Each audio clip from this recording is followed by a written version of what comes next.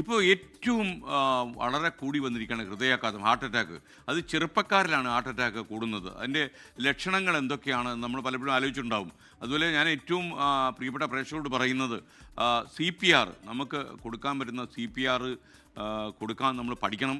എല്ലാവരും പഠിക്കണം. കാരണം അറ്റാക്ക് പല കാരണങ്ങൾ ആൾക്കാർ പറയുന്നുണ്ട്, ശാസ്ത്രീയമായ അല്ലാത്ത കാരണങ്ങളൊക്കെ പറയുന്നുണ്ട്.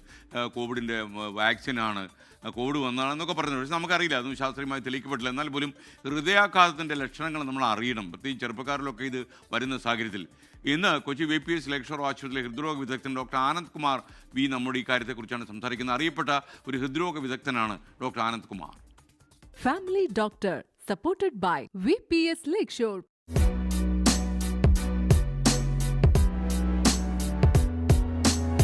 ഒരു ദിവസം പെട്ടെന്ന് ഒരു ശക്തമായ ഒരു സിംറ്റം തോന്നുവാണെങ്കിൽ നമുക്ക് സമീപത്തുള്ള ഒരു ആശുപത്രിയിൽ പോയി അത് ഹാർട്ട് ഡിസീസ് ആണോ അല്ലയോ എന്നുള്ളത് റൂൾ ഔട്ട് ചെയ്യണമെന്ന് ഞാൻ പറയുള്ളൂ.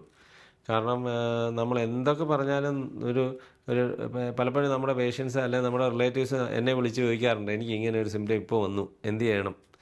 അപ്പോൾ നമുക്ക് ഒരിക്കലും നമ്മൾ ഇത് ഗ്യാസാണ് നമ്മൾ പറയാറില്ല. എന്തെങ്കിലും ഒരു എത്ര 100% ഇപ്പം പിന്നെ മെഡിക്കോ ലീഗലി നമുക്കത് പറയാൻ പറ്റില്ല. അപ്പം നമ്മൾ ഫോണിൽ കൂടെ ഒരു അഡ്വൈസ് കൊടുക്കുന്നത് ശരിയല്ല. അപ്പം നമ്മൾ പറയാം, എന്തായാലും ഒരു ആശുപത്രി പോയി ഒരു ഹാർട്ട് ഡിസീസ് ആണോ എന്നുള്ളത് ടെസ്റ്റ് ചെയ്യുക.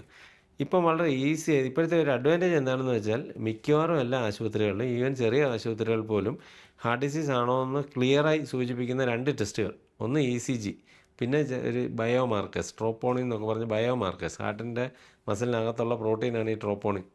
നോർമലി അത് ഹാർട്ട് അറ്റാക്ക് വരുമ്പോൾ മാത്രമാണ് അത് ആ സെല്ലുകളൊക്കെ ഡാമേജായി ബ്രേക്കായി ആ പ്രോട്ടീൻ ബ്ലഡിലോട്ട് ലീക്ക് ചെയ്യുന്നത്. അപ്പോൾ നമ്മൾ ആ ബ്ലഡിൽ ആ പ്രോട്ടീൻ കലർന്നിട്ടുണ്ടെങ്കിൽ അത് ഹാർട്ട് അറ്റാക്കിൻ്റെ ആരംഭമാണ്, ഹാർട്ട് ഡിസീസ് ആണെന്ന് ഒരു വളരെ ആക്യുറേറ്റായി ഡയഗ്നോസ് ചെയ്യാം.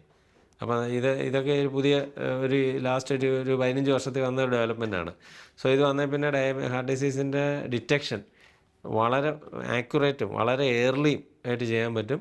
ഇത് ഒട്ടുമിക്കവാറും ആശുപത്രികളിൽ ഇപ്പോൾ ലഭ്യമാണ്. സോ പണ്ടത്തെ പോലെ ECG മാത്രമാണെങ്കിൽ നമുക്ക് പലപ്പോഴും വളരെ ലേറ്റ് ആകും, പലപ്പം നമുക്ക് ഡിലേ വരും.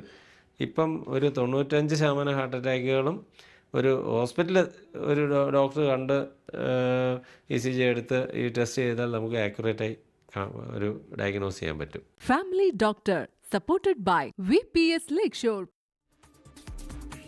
ലോകത്തെവിടെയായാലും ഏത് സമയത്തും 24 വാർത്തകളും ഓഗ്മെന്റഡ് റിയാലിറ്റി പാക്കേജുകളും എക്സ്പ്ലെയിനറുകളും വിശദമായി കാണാൻ ഞങ്ങളുടെ YouTube ചാനൽ നിങ്ങൾക്ക് സബ്സ്ക്രൈബ് ചെയ്യാം.